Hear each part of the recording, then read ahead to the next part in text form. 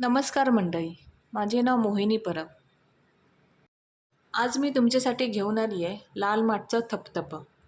म्हणजेच आपण लाल माठपासून पातळ ग्रेव्ही पण बनवू शकतो. ही लाल माठची भाजी गावावरून आणली आहे. चणे घालून पातळ ग्रेव्ही केली की ती भाताबरोबर खूप छान लागते.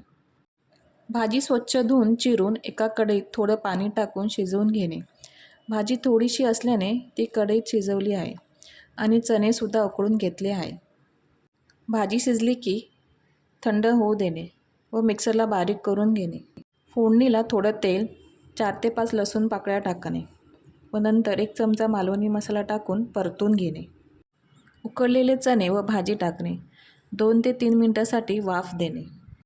यात भाजकं वाटप 2 चमचे टाकावे व चवीपुरतं मीठ टाकून पुन्हा 5 ते 6 मिनिटांसाठी शिजत ठेवणे. या भाजीत चण्याऐवजी तुम्ही शेंगदाणे पण टाकू शकता. शेंगदाणे टाकूनसुद्धा ही भाजी खूप छान लागते.